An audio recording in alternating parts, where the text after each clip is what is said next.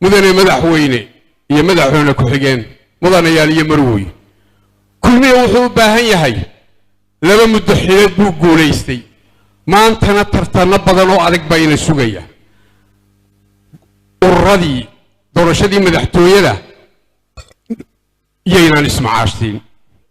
siyaasadda way ka reebantay ismacaashiintu siyaasadda dhinacaagaa ragga ishaysaan laga eegaa haddii quruur ina galo iyo qab oo aynu nidhaahno wallaahi waynu isla baxno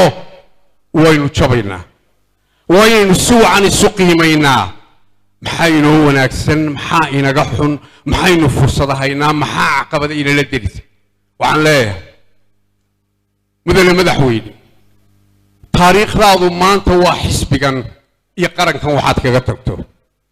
mar waxaad tahay hogaamiyey qaranka marna waxaad tahay hogaamiyey xisbiga labadaa xil baad isku haysaa labadaba inaad ka shaqaysaan lagaa doonaya midba gaarkiisa uga shaqayso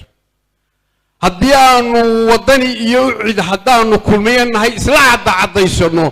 caddaysiga annagaa ku filan adigu kuma jirtid adigu annagaa ku filan dee nama soo dhaafi karaan yaa nama soo dhaafi karaan waxa weeye adigu odayayntaad leedahay weliba marxaladan adag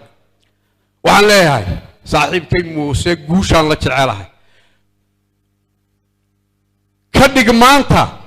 mid dhaanta shalaydii aynu soo dhaafnay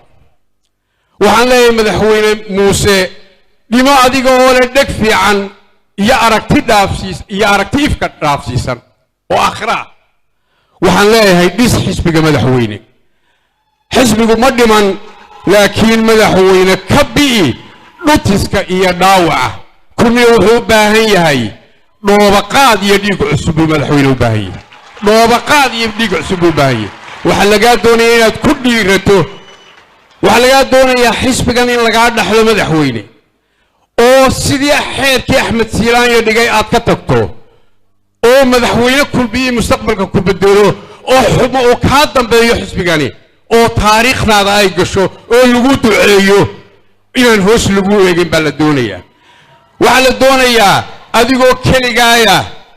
inaanad madaarka sida daahir yaale ka soo degin ayaa la doonayaa